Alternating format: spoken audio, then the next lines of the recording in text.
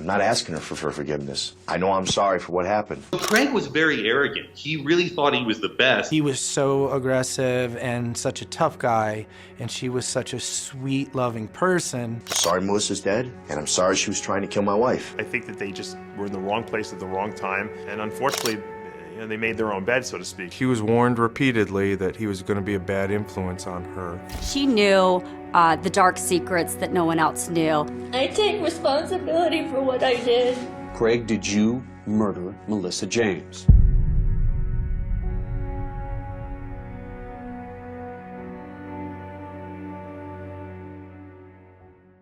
In the world of professional bodybuilding and fitness, no couple had ever shone as bright or fallen off as hard as Craig Titus and Kelly Ryan.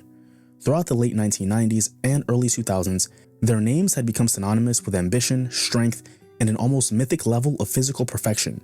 They were the embodiment of a power couple, and you can even say had become the power couple in the bodybuilding world. Craig Titus, the bad boy with a rebellious streak, had garnered enough buzz within the amateur and pro circuit to become a well-known name, racking up wins and building this image as this no-nonsense competitor who overcame a rough upbringing to reach the highest level of the sport. Kelly Ryan, a charismatic fitness champion, complemented Craig's rugged persona with her poise, grace, and technique on the stage. Together, they rose to become one of the most celebrated couples in the world of competitive fitness, admired by fans and peers for their mutual dedication and intense presence, both in the gym, on the stage, and everywhere they went. But beneath the sculpted exteriors and shiny trophies lied a very disturbing reality. Their rise to fame that seemed almost fairy tale-like had not come without some serious scars. Drug use, financial struggles, accusations of infidelity, and violent outbursts bled to the surface, revealing serious instability in their personal lives and relationship. Even still, nobody could have predicted the shocking crime that would tear their legacy apart and cement them as two of the most infamous names in the darkest corner of bodybuilding lore, a modern Shakespearean tragedy. Their story has been told a million times over by dozens of true crime YouTube channels and even a feature-length documentary. But this particular story dives a bit deeper. This story takes a more intimate look into their lives and reputation, told by the people that were there, affected by it, and witnessed it firsthand. This story will shine a new light onto their case unlike any other that's been told. From their dramatic ascent from humble beginnings into international stardom, to a devastating plunge into criminality, scandal, and a climactic downfall, a testament to how ambition, fame, unchecked egos, and impulses can collide with fatal consequences, leaving in their wake a tragic legacy that still echoes through the bodybuilding world today. This is the horrific downfall of Craig Titus and Kelly Ryan, the untold truth. To win the Nationals, this stage of my life, that's all I've ever worked for since 1988. Since I picked up a weight, I just wanted to make it to the national stage. Craig Michael Titus, born January 14, 1967, in Wyandotte, Michigan, grew up in a working-class neighborhood to a Greek family during a time when traditional Midwestern values shaped the lives of many families in Michigan. His early life was shaped by a blend of discipline, rebellion, and a need to find an identity that would later define his personality and career. He was the oldest of three and was raised in a close-knit family with strong emphasis on hard work and self-reliance. His parents provided a stable enough environment to push Craig towards the competitive world of athletics. His upbringing in the Detroit metropolitan area, Riverview to be specific, exposed him to both the grit and determination required to succeed in the challenges of navigating a blue-collar environment, something that was expected in the 1980s Detroit metro. It was not a city for the sensitive or pushovers. Growing up, Craig was energetic and outgoing, often described as having a larger-than-life personality. That energetic personality cultivated a natural inclination towards sports and physical activities, which provided an outlet for him to release his bottled-up energy and highly competitive drive. Having a younger brother and sister that looked towards him for guidance created that older sibling complex where he was forced to be more independent and set the example for the younger ones. Though his brass nature often clashed with traditional expectations of children in a household, the idea of being seen and not heard did not work for a young Craig Titus. By the time he got to high school, he had gotten stronger and more agile. He gravitated towards athletics as an outlet for his energy and a way to build his confidence. Specifically, he played football and wrestled, two sports that demanded physicality, discipline, and mental toughness, things that a young Craig not only had, but were fundamental pillars of his personality. Every tackle on the field and every slam on the wrestling mat was validation that he was in full control of whatever outcome he desired. Wrestling in particular introduced him to structured training and weightlifting. As anyone who is familiar with wrestling may know, building lean muscle tissue is an essential component of developing as a wrestler. He quickly became fascinated by the process of building muscle and improving his physical performance on the mat, but his initial exposure to weight training led him down the path of discovery that most bodybuilders go down. In wanting to learn more about training methodologies and exercise science to get bigger, he fell into the rabbit hole of golden era bodybuilding, which marked the beginning of his lifelong passion and subsequent interest in competing himself someday. While most of his peers were training for athletic performance, Craig's focus began to shift towards aesthetics and muscular development, as he became way more fascinated with building the most impressive and well-built physique he could. The 1980s have been largely regarded as the golden era of bodybuilding, with figures like Arnold Schwarzenegger, Lee Haney, and Tom Platz dominating the scene and inspiring tens of thousands of kids like Craig, who was captivated by their larger-than-life physiques and the discipline and intense approach they took to bodybuilding. This further confirmed to him that he already had the right mindset to be successful, and that itch to become a bodybuilder became a lot harder to ignore. He would begin to consume bodybuilding magazines, watch competitions, and emulate the training methods of his idols religiously. Craig's fascination with bodybuilding wasn't just physical. He was drawn to the entire culture of competition, camaraderie, and the promise of fame and recognition. Bodybuilding was and has always been a brotherhood, made up of a tiny portion of people in the fitness community who were bonded in their lifelong dedication to the art. There was nothing like it on earth, and Craig had become interested in one day joining that club. By the time he reached his late teens, he had made up his mind to take bodybuilding seriously, seeing it not just as a sport, but as a way to forge an identity and a career. Despite his passion for fitness, his teenage years were not without some turmoil. He was becoming a lot more rebellious and often challenging authority and further pushing boundaries. This defiance was both a strength and a weakness, because while it fueled his determination to stand out and be seen, it also led to conflicts in his personal life. This was the point where his larger-than-life personality truly began to take shape with both charm and volatility. Craig would later admit to experimenting with substances around this time, a foreshadowing of the struggle he would face as an adult. He had become more than willing to take risks and seek immediate gratification, sometimes clouding his ability to reason and overshadowing his long-term goals. These traits, while contributing to his bold persona, also hinted at a subtle darkness that was starting to form. By the time Craig had graduated high school, he had fully immersed himself in bodybuilding. Having been 5'6", he had confronted the reality that he wasn't big enough to play football at the college level. He had also quit wrestling, so he joined a local gym and began training seriously, dedicating himself to the art with an almost obsessive mindset. During this time, he experimented with different training techniques, diets, and supplements, constantly refining his approach to achieve maximum results. His efforts did pay off as he transitioned into his early 20s, having gone from 140 pounds at 5'6" in high school to 185 pounds at 5'8" as a 21-year-old. And by this point, Craig was ready to scratch that itch for bodybuilding. So it would be in 1988, at the age of 23, when Craig would enter his first local competition, the 1988 Houston Bodybuilding Championships. He competed as a middleweight in the men's open division and dominated the show. With such an impressive first showing, he got some major credit for his size, symmetry, and stage presence as a 23-year-old amateur. This first show and sheer dominance of his win cemented his belief that bodybuilding was his true calling. His confidence was starting to grow, and so was his ambition to compete at the highest level of the sport, the IFBB. Recognizing the limitations of staying in Michigan, Craig set his sights on larger goals. He knew that to make it in bodybuilding during that time period, he would need to compete against the best, which meant grinding the NPC circuit around the country and making his way to nationals to get a shot at that pro card. So, over the course of the next 3 years, he'd compete at 4 more shows, winning the overall at 3 of them, with his worst finish being 3rd. The heavyweights were 2 particularly impressive physiques. First was 3rd placer Craig Titus, who flew in from Houston.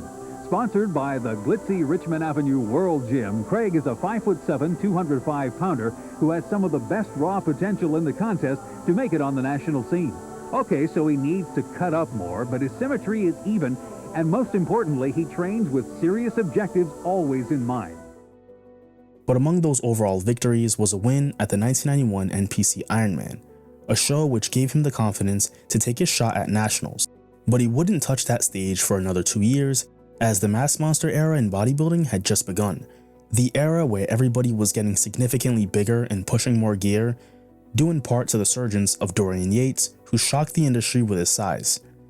So Craig took the time to grow and gain some mass, and by 1993, he'd step on the national stage for the first time at the 1993 NPC USA Championships, where he competed as a heavyweight and placed 4th. Not a bad first showing at nationals, especially in that era, but certainly not close enough to win a pro card, because contrary to today's bodybuilding standards, one pro card was awarded to the overall winner.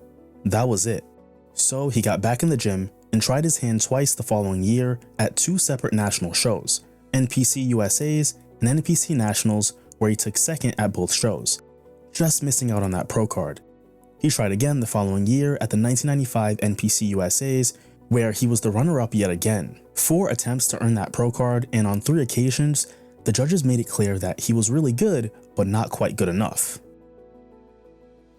The guy comes up, just out of the blue, and he's like, and seriously, I don't even know what he said. Again, I'm having a hard time remembering what happened yesterday. So I was like, the guy comes up and just starts shooting the shit with me. But he's like, hey, let me just help you out or whatever. And I was like, okay. And we just started lifting. And everyone's like, dude, come with me. You know how that is. You know how that is. I'm like, no. Because, I mean, he was big, but he was, at that time, most people covered up. So he was all covered up, typical stuff back then, baggy long sleeve thing and everything. He was big and all that, but not like a mass monster or whatever. And then remember, this is the time when everybody was like 300 pounds off season or whatever. So I was like, oh, I don't know. He was just a real, also typical bodybuilder. We're all just, head down, just doing our thing, just like, leave me alone. And, oh, that's Craig Titus. And I'm like, you don't know who it is? I'm like, no. Oh, dude, he's like in all the magazines and everything. He's a professional bodybuilder. I was like, oh, really? Ah, that's cool. During this period, Craig began to adopt the bold and brash persona that would later become his trademark. He was becoming unapologetic about his ambitions and willing to do whatever it took to win. This approach, while earning him admiration, did garner some criticism, as he was beginning to build a reputation as a competitor who was not afraid to speak his mind or challenge the norms of the sport. But in doing whatever it took to improve and put on the necessary mass to finally win, Craig grinded in the off-season and put on some serious size, while making some minor improvements. So when he stepped on stage at the 1996 NPC USA Championships, he was clearly a different competitor, and the judges had recognized and rewarded him accordingly, with that elusive and coveted pro card, earning him a seat at the exclusive and elite club of bodybuilders that could rightfully call themselves the best in the world, the brotherhood and sisterhood that is the IFBB.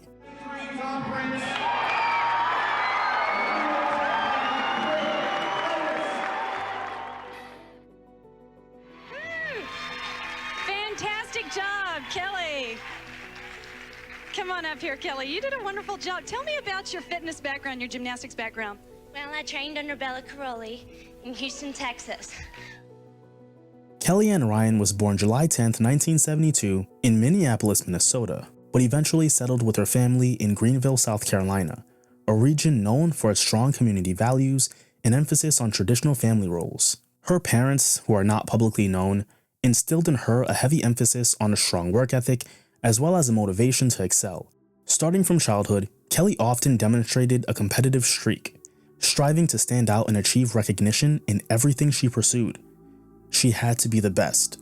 While Greenville was not a hub for the fitness industry, Kelly's early exposure to athletics and the sports that she was exposed to provided a foundation that would create the perfect career trajectory. Her parents got her into gymnastics at a very young age, where she would eventually be coached by the world-renowned Bella Caroli, the man who helped shape the current landscape of American gymnastics. The discipline and structure required to succeed in gymnastics is exactly what a young Kelly needed to facilitate her competitive drive, and gymnastics was the perfect outlet for her. With the foundation that it provided, she'd eventually pursue other sports to further challenge herself throughout high school, sports like track and field and cheerleading.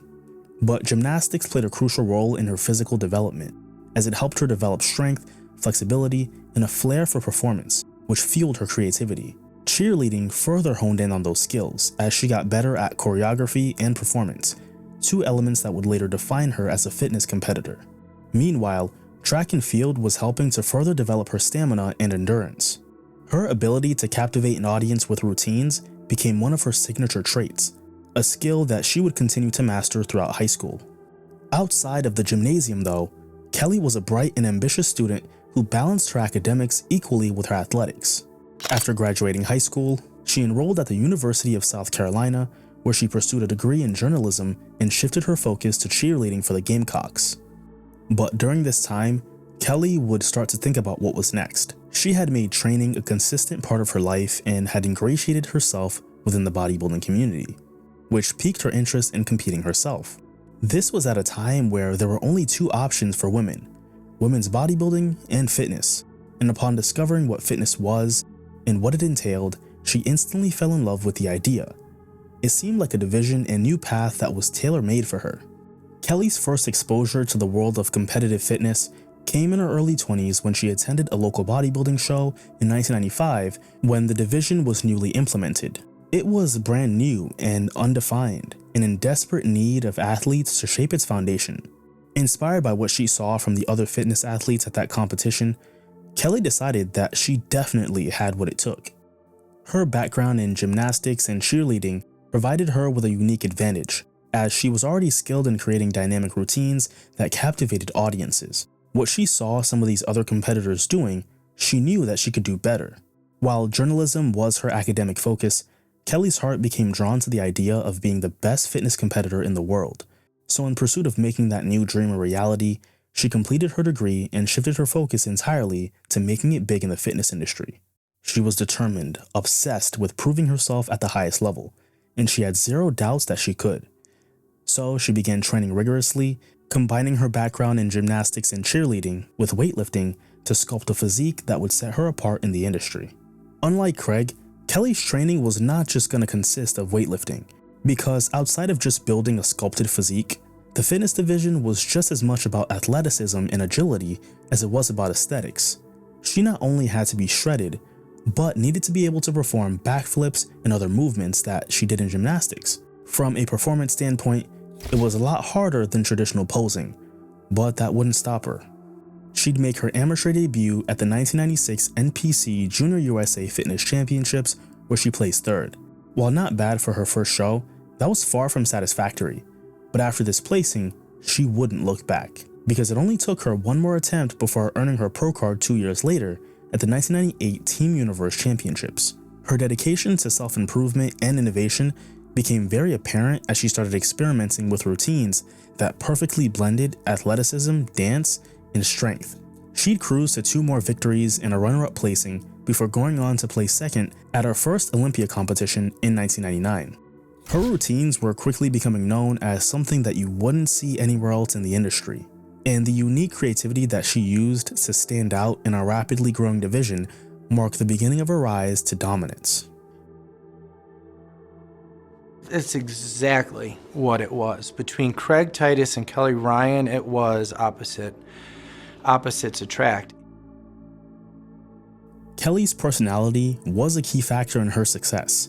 Known for her confidence, charm, and work ethic, she quickly became a favorite amongst fans and judges. She had this relentless drive to perfect her craft, which was reflected in her rigorous training regimen. While her outward demeanor was polished and professional, those close to her did note that she had this intense focus and ambition, traits that would catch the eye and draw the interest of a young Craig Titus. By the late 90s, they had established themselves as some of the top competitors in the fitness world, particularly Kelly, who had placed no worse than second as a pro. Kelly and Craig met right before the height of their careers at a bodybuilding show that they were attending.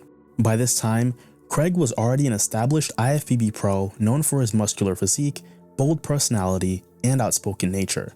He had a reputation for being a charismatic but polarizing figure in the community. Kelly, on the other hand, was rapidly ascending in the fitness world, but had developed a bold personality and identity of her own. Their connection was immediate, fueled by mutual admiration for each other's dedication to their crafts and the shared understanding of the sacrifices required to succeed in their grueling professions. To him, she was the perfect woman, while he was her perfect man.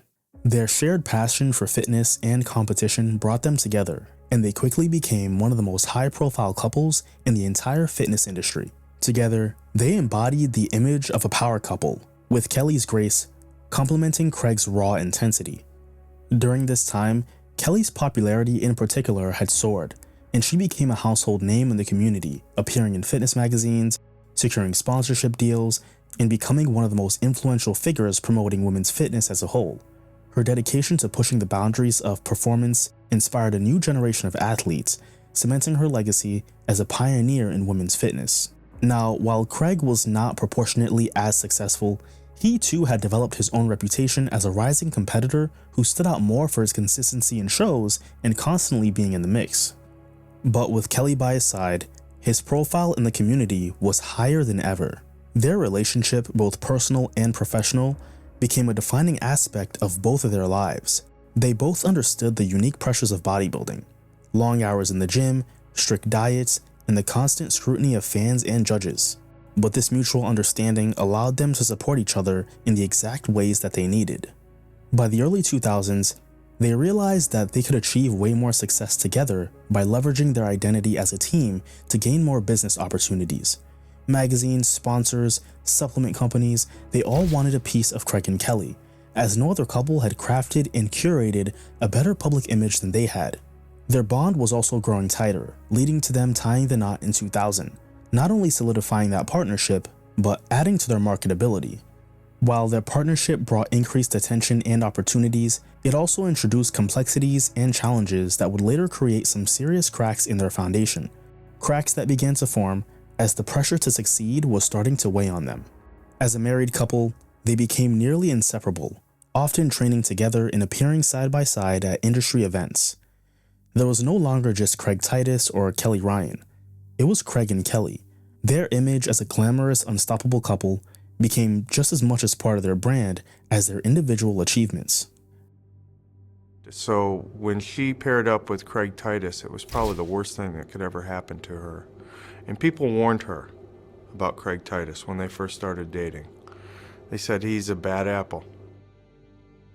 As the early 2000s continued, Craig Titus had established himself as one of the most recognizable IFBB pros out there, a pro who many believed was in line to one day be a serious contender for the Mr. Olympia. Competing in high-profile events like the Arnold Classic and the Mr. Olympia, Craig was out there, but either finished in the middle of the pack or in the back, with his best placing being second place at the 2001 San Francisco Grand Prix. He also had a formidable finish at the biggest show of his career up until that point, at the 2001 Arnold Classic. 2001 would also be the year where he would cement himself in bodybuilding lore by making some noise at the 2001 Mr. Olympia press conference, probably the most iconic press conference of all time. He was set to compete at his first Mr. Olympia and was honestly not on the same caliber as a lot of the men on that stage, but that didn't stop him from opening his mouth and speaking his mind. To the people here in Vegas, the only reason I'm even getting involved in this issue is because Sean did mention my name. And yes, there probably is a slight chance that I will go home with no money in my pocket. Okay, but I accept that. This is my first Olympia. I turned pro in '96, and I didn't start competing until '98. Since I've been on the pro stage, I myself have been judged fairly. Until the day it comes where I think I haven't been judged fairly, I remain in a neutral position. I have been judged fairly as an athlete myself. Sean has Hey, Craig. Pipe it down, baby. It's Paul Delaney. Listen, man, we've been training partners. You tell me many a time that you feel you've been judged unfairly. Yeah, until I see the tape, Paul. Until I see the tape. That's all I'm trying to... It was a very bold and brazen move from a guy who was almost certainly not gonna contend, but it was completely in line with Craig's personality, because one way or another, he was gonna make his presence felt. King Kamali. Don't like him. Not at all. He's a very disrespectful man. He's got a big mouth.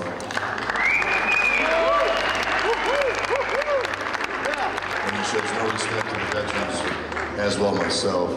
I don't have the luxury like Sean Ray does to ignore him, because Sean being 13 years top 5 in Olympia, he can ignore fools like that. Yeah!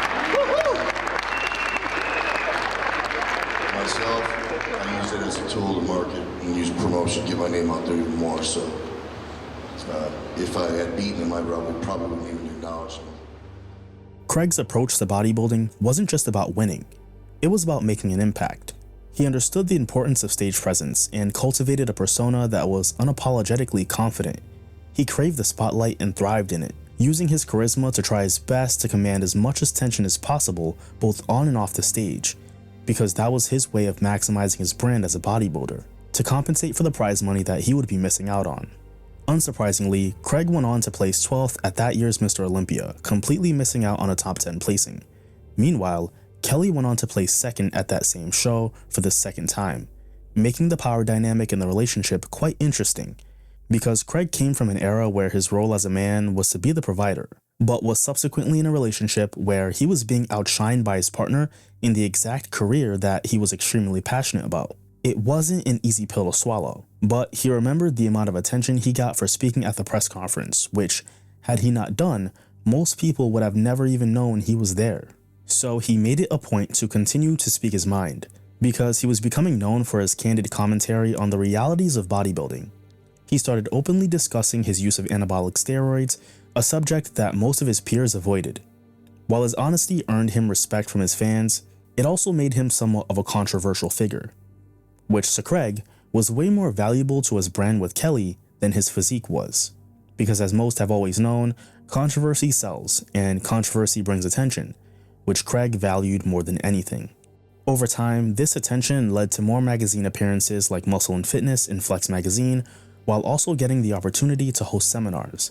His larger-than-life personality made him a sought-after speaker, and his articles offered insight into the mental and physical demands of bodybuilding.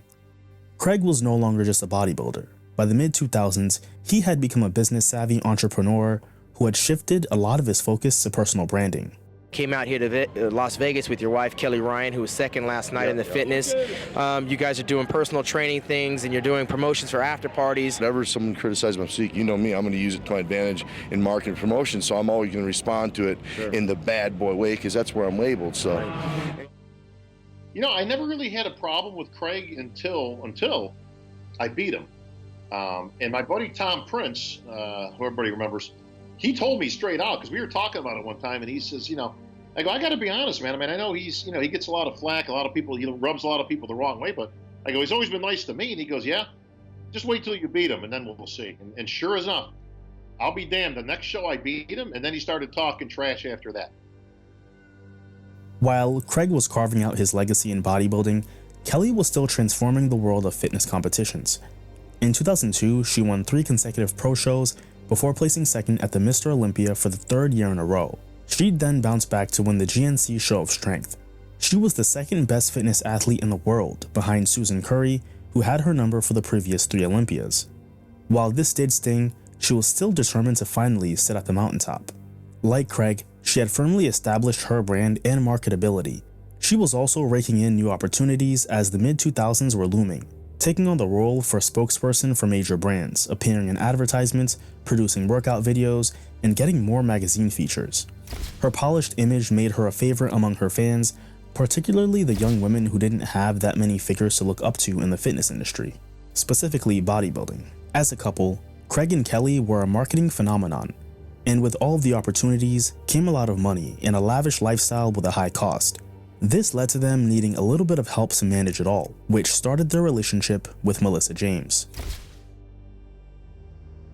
When you're young and looking to pursue a path, you really have to be careful on who you choose to kind of hook your star to. Melissa Ann James, born on March 23, 1978, was raised in Panama City, Florida by a loving and supportive family. She was the daughter of Maura and Michael James and had a sister named Michelle, who she shared a very close bond with. Growing up in a modest household, Melissa was described as a vivacious and outgoing girl with an infectious smile. Friends and family describe her as a kind-hearted and caring person who always sought to uplift those around her. Melissa's mom would go on to say that her daughter was very confident and gifted in dancing, having started at the age of 7 with jazz and ballet classes, a passion of hers that she'd carry into adulthood. She was intelligent, driven, and very eager to explore the world beyond her hometown. As a teenager, she displayed a flair for creativity and a desire to succeed, which fueled her entrepreneurial spirit, something she also expressed as a cheerleader at A. Crawford High School in Lynn Haven, Florida.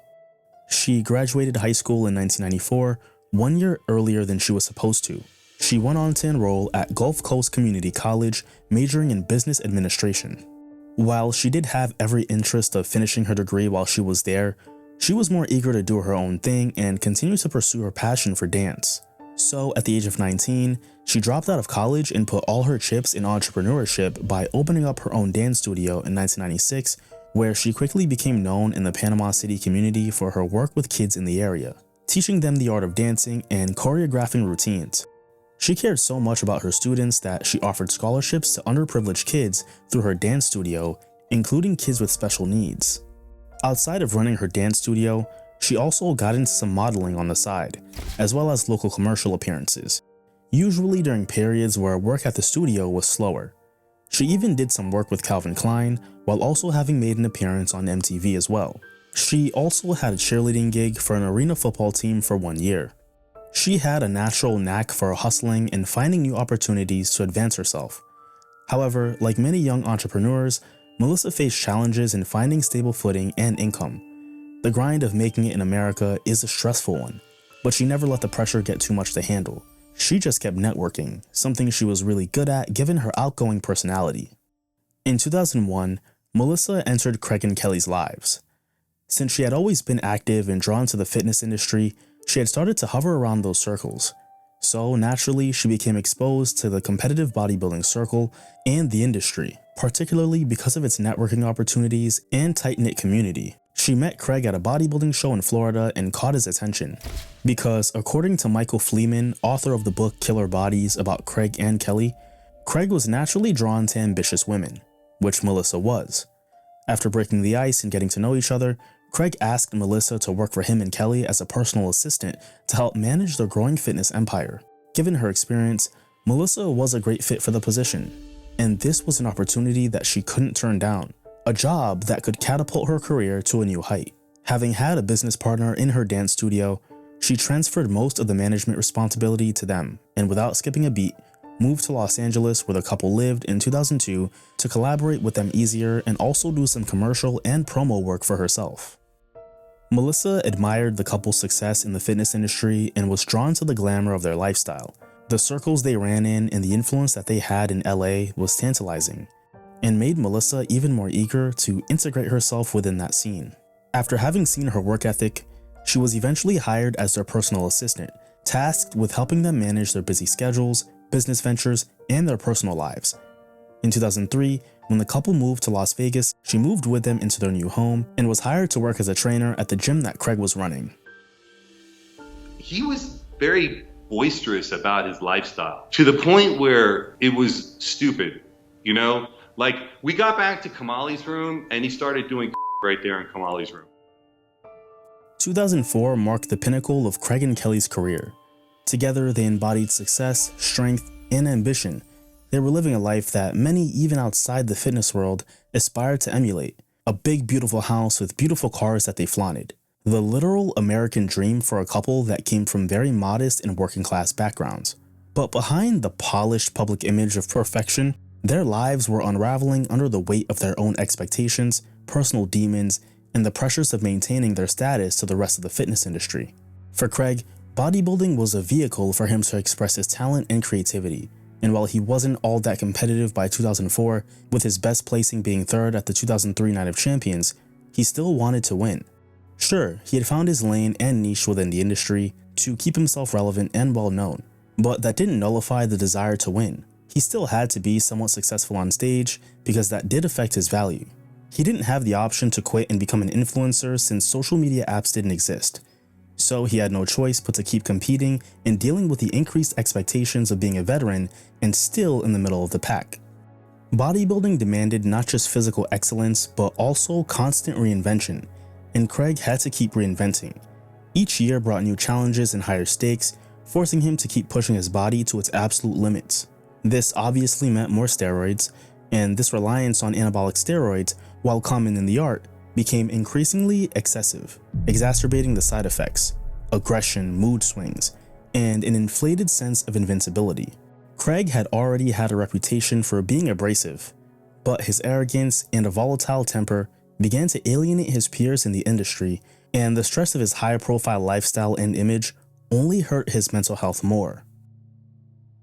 So, you know, I met Craig. I had met him I had seen him and because we competed at different shows in the same show, but not in the same class. Craig and I had developed I thought it was a friendship, but it turned out to be not what I thought it was. I had helped Craig out a couple of times, and he was arrested at one point for, I think it was, I don't know, possession of ecstasy, or I don't remember what. Yeah, it was ecstasy. Yeah, he had. So, and he asked me to bail him out of jail. Oh, you bailed him out? I did. Wow. Yep, I bailed out Craig. You know, when you do that, it's not a joke. And if I could give anybody a piece of advice, really think long and hard before you do that for somebody, because oftentimes what they really need is to sit in jail. So here's what happens. I mean, Craig gets out of jail and this and that, and then, you know, I want my $5,000 Of course, right. Right? I mean, that's the deal we had. I'll give you the money, but you got to pay me back and this and that. I was in the gym a lot. So he was training, and he was now in the second room, and he was on the treadmill. And so the treadmill at Gold's is a very interesting place because once somebody gets on the treadmill, you know they're going to be there for a while. Yeah. And so I just walked up to him, and he was facing away from me, facing the mirror, and I walked up so he could see me coming up, you know? Sure.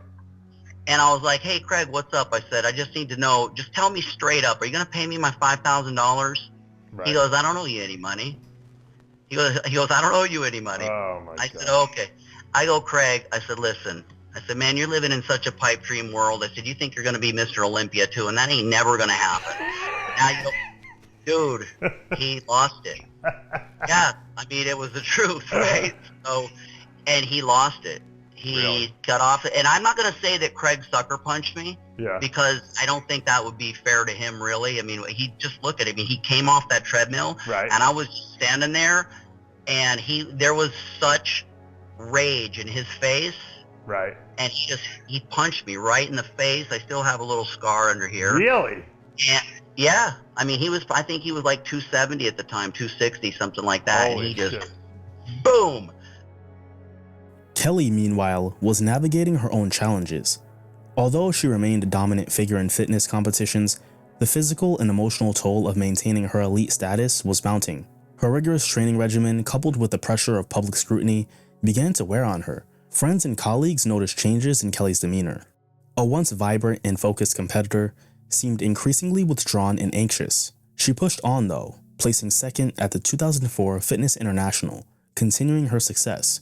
But at the same time, she was starting to feel that mental toll as well, which was also exacerbated by the couple living above their means. A lot of people said that she was this very public person who everyone loved and adored, but her real personality behind closed doors was of a vulnerable person who wanted to believe the best in people and was easily manipulated. And so when she paired up with Craig Titus, it was probably the worst thing that could ever happen to her. Their income from shows, sponsorships, and public appearances, while substantial, was not enough to sustain their extravagant lifestyle. Word began to circulate around the industry that the couple was in debt, struggling to keep up with the mortgage payments and other financial obligations. Their financial issues added another layer of tension to their relationship, as keeping up with the Joneses was beginning to catch up with them. Hell, they were the Joneses, but weren't satisfied with the image that they had already built, but needed at all costs to preserve it, amplifying the cracks that were already forming beneath the surface.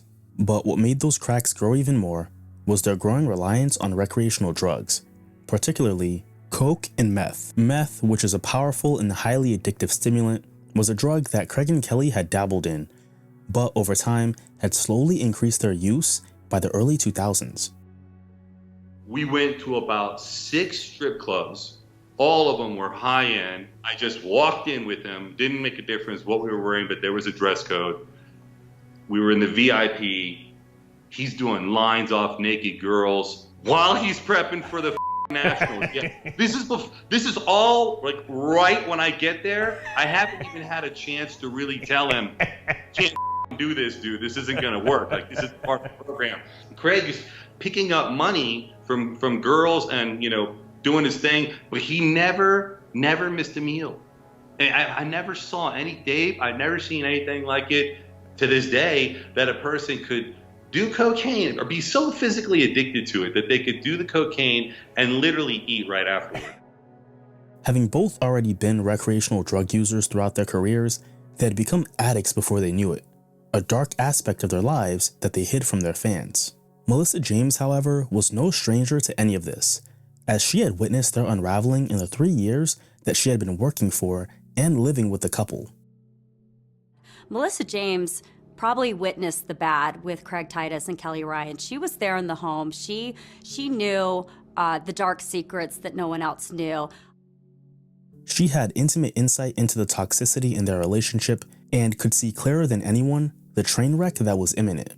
So she started to reconsider her options.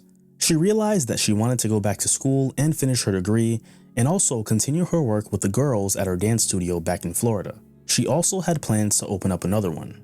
So she promptly moved back to Panama City. Meanwhile, without a grounding presence to keep them organized, the couple continued to spiral further. The meth use exacerbated Craig's natural volatility and impaired Kelly's focus and discipline. The couple's drug use was starting to spiral out of control, leading to erratic behavior, paranoia, and an inability to manage their personal and professional lives effectively. This was becoming very apparent to other members within the fitness industry. For Craig, meth heightened the aggressive tendencies already fueled by his steroid use, which, for those who may not realize, is a horrible cocktail for the brain.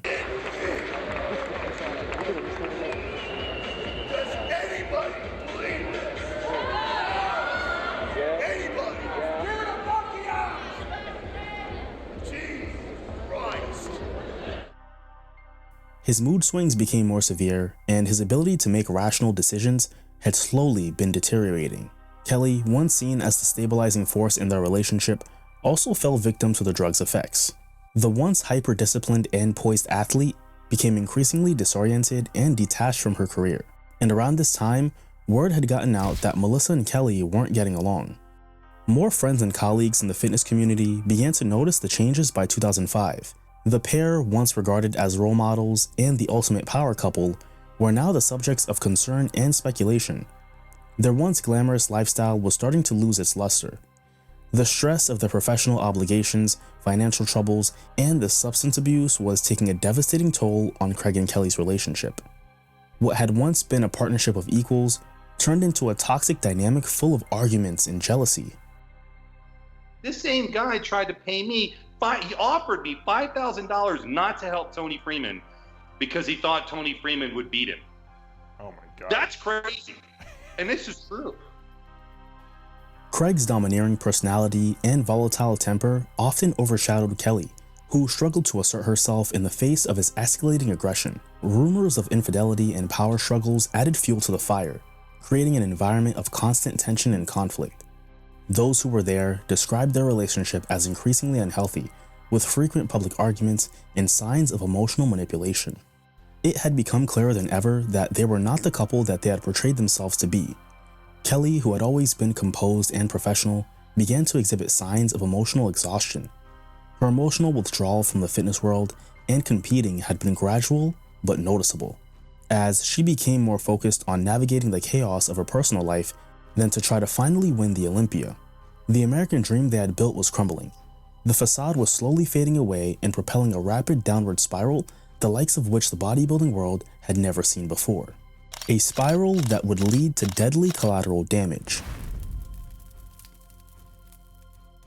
Now to a strange scene in court. A muscle-bound tough guy breaking down in tears. The local murder case involving bodybuilders Craig Titus and his wife Kelly Ryan has been getting attention all over the country. In October of 2005, Melissa moved back to Las Vegas at the request of Craig and Kelly due to them not being able to manage their fitness empire without her.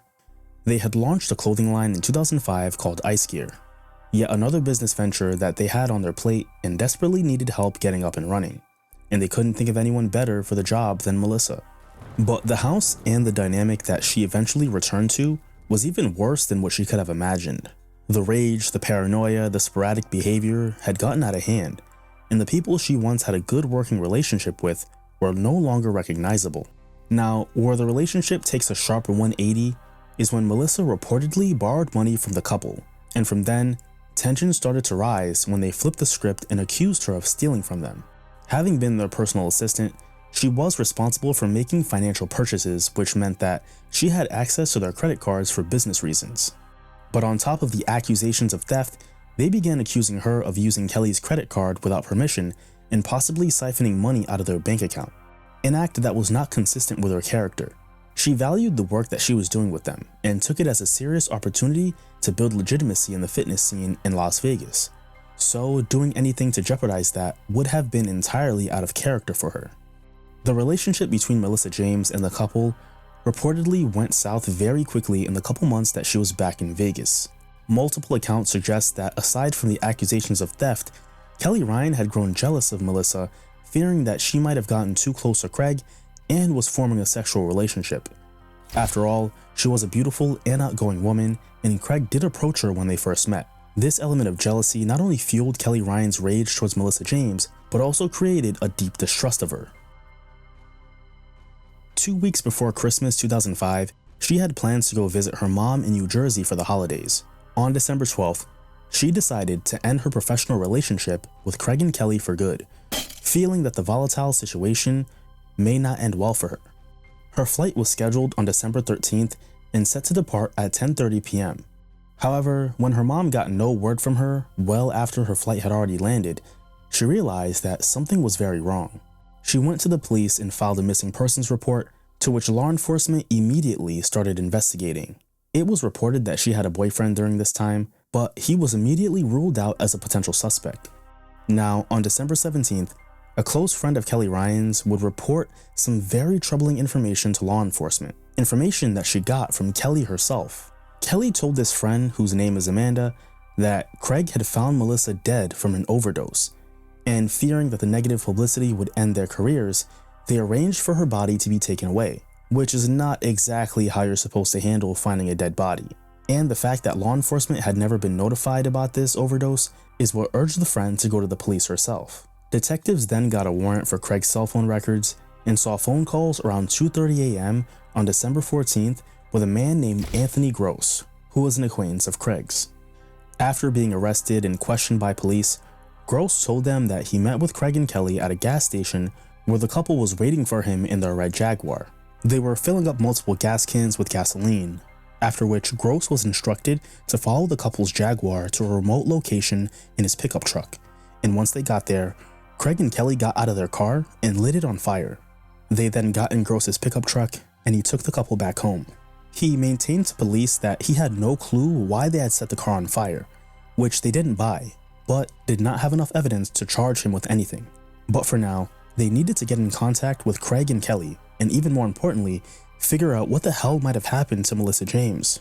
After accessing Melissa's banking records on December 20th, they saw that on December 14th, the morning that she disappeared, her card was used to purchase 7 bottles of lighter fluid at Walmart, with surveillance footage clearly capturing the couple completing this transaction. Eerily enough, the purchase was made at 3:31 a.m., just shortly before Kelly Ryan's red Jaguar was found burning, with firefighters having found the remains of a body that was charred. With Melissa missing and not reported to have been with the couple and Gross that night, it became very clear to investigators that something seriously nefarious had happened to her, and that more likely than not, it was her body in that Jaguar. Authorities issued a warrant for the arrest of Craig Titus and Kelly Ryan on that day. They also did some digging and found that Craig had been arrested very early on in his pro career for dealing steroids. And so literally I flew to Houston, and that's when I found out everything about Craig. I get to Houston, I get picked up, Craig's driving a normal car, a Honda Accord. We get to his house is nice. And then he started taking me to a restaurant. I said, dude, where are we going? He goes, listen, they cook everything the way I said. He dropped off his chicken They cut his shit. They cooked his shit. Oh, really? I mean, it was really like beyond. It wasn't like their chicken. He went beyond, and he didn't give a fuck. He paid them. And this is when I saw it. He whipped out like this much money. Oh, wow. To pay for a meal that costed like 2 pieces of paper, whatever increments it would have been. Yeah. 20, okay? And no normal person would do that. Now, I'm young, but I'm not stupid. Right. So instantly I'm like, okay, drug dealer. The following day, on December 21st, Las Vegas authorities went to the home of Craig and Kelly just to find that they weren't there, with evidence from the couple's home showing signs of a violent struggle having occurred, with bloodstains at the scene. There are also very clear signs that they had fled. Police then issued a press release asking for the public to help track them down, as it had become clear that they were the prime suspects in her disappearance. It wouldn't take long before another friend of the couple with some information that could help the case would come forward. A criminal defense attorney whose client was friends with Kelly came to detectives with the information that she was with the couple before the body was found. She admitted that on the night of December 13th, 2005, Kelly Ryan had told her that after confronting and accusing Melissa James of stealing from them, a fight broke out where Melissa allegedly pulled out a taser, but was disarmed by Kelly, who then used it on her. Craig then body slammed Melissa and began choking her out. Investigators also found dots discharged from the taser that suggested it had been fired 5 times around 2:10 p.m. on the 13th. More signs were pointing to the couple having been behind Melissa's disappearance. The nationwide manhunt was well underway at this point, as there was no trace of where they might have been or where they were going. However, on December 23rd, 2 days after the warrant was issued, they were identified in Stoughton, Massachusetts, where federal authorities were notified that they were at a grocery store in the area. They were promptly apprehended, arrested, and immediately extradited back to Las Vegas.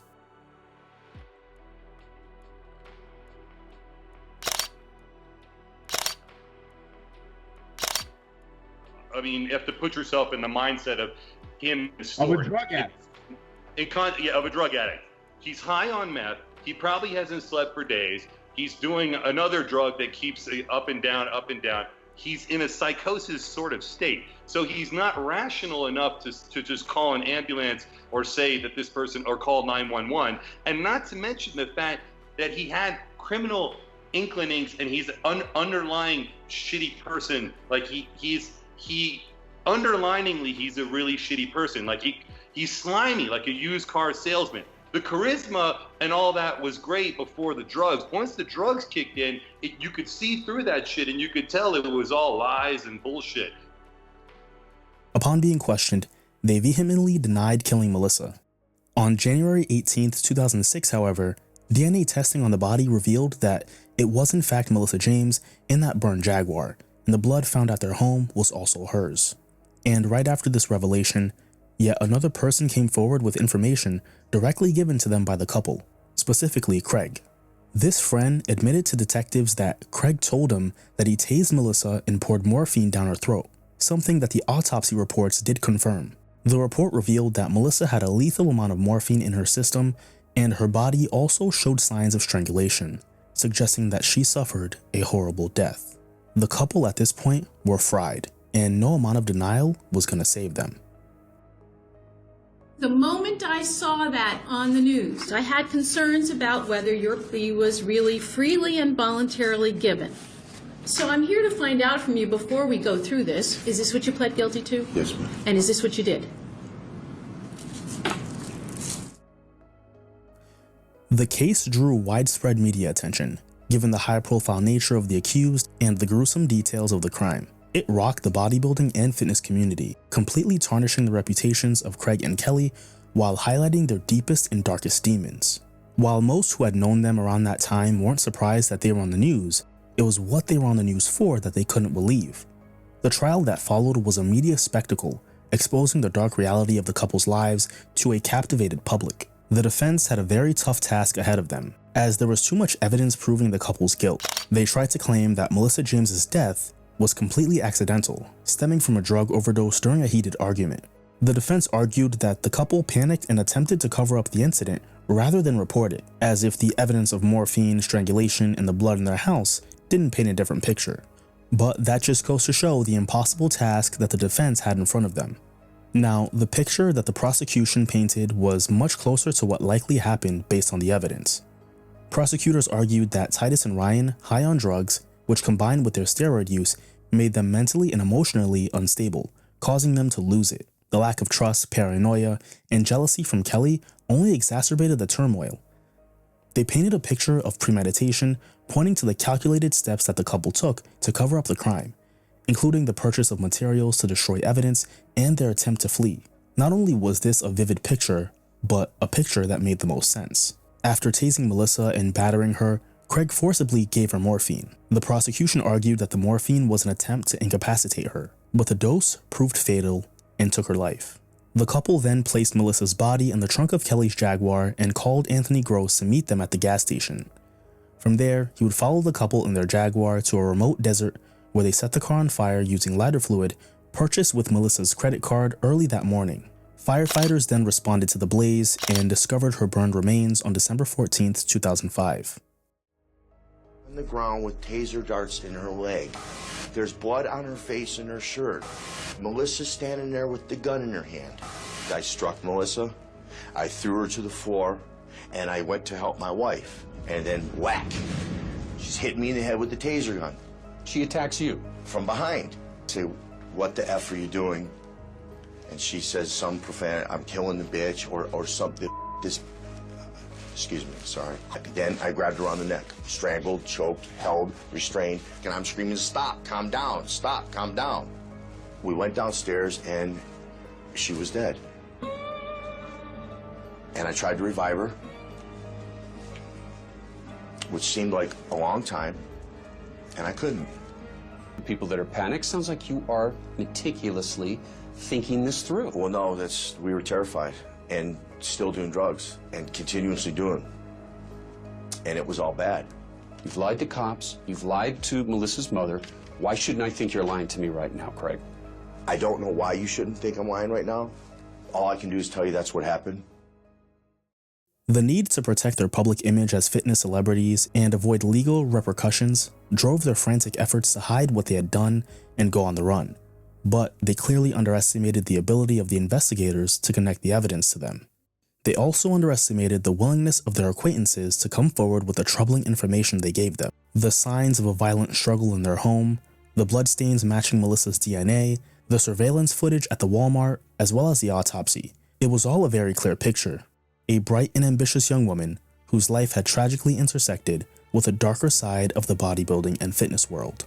Multiple friends and acquaintances took to the stand and testified that Craig and Kelly had spoken about their distrust and anger towards Melissa, accusing her of theft. They also attested to the couple's rampant drug abuse and Craig's anger issues, as well as Kelly's jealousy, which interestingly enough, was validated when investigators obtained Melissa James's text records and found sexually charged messages between her and Craig that pointed to a sexual relationship between the two.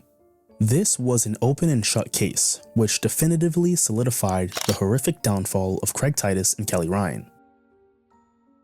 On December 13, 2005, Craig Titus told the kind of lies that pierce a mother's soul. As long as I live, I will never hear her voice, never see her face, never experience the joy of seeing her married, nor see the birth of her first child. All of the passages of Melissa's life are forever halted because Craig Titus and Kelly Ryan said so. As God forgives me of my sins, I must also forgive them. I am truly, truly sorry for this. I ask forgiveness from both this court and Melissa's family.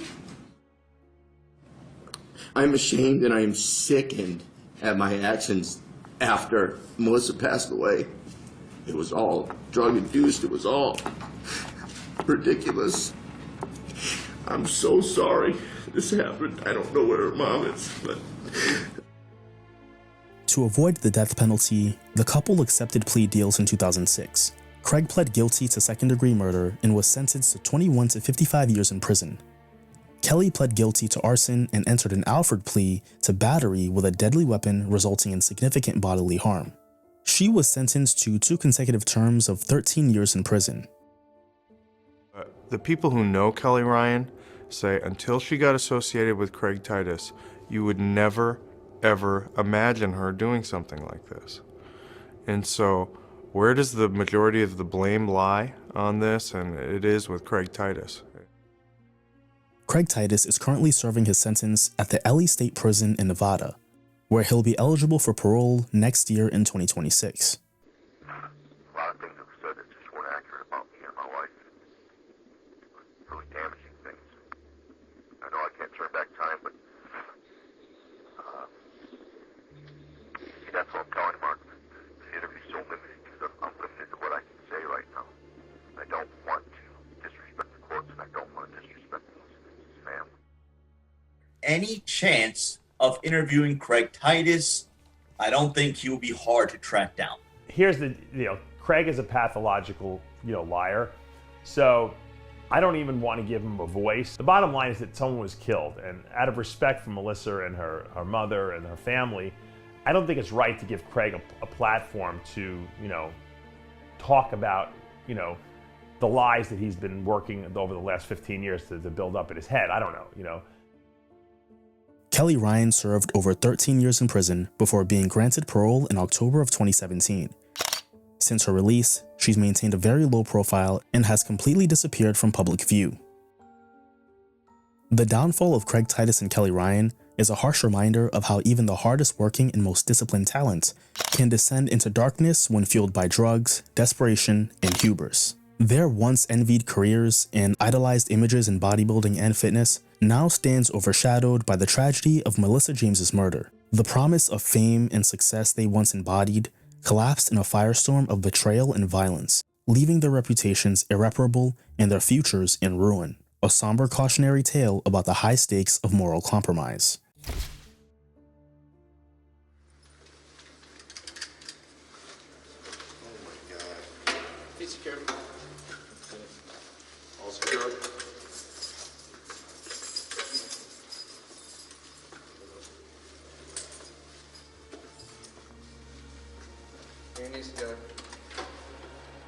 I hope you enjoyed exploring the story of Craig Titus, Kelly Ryan, and Melissa James as much as I enjoyed creating it.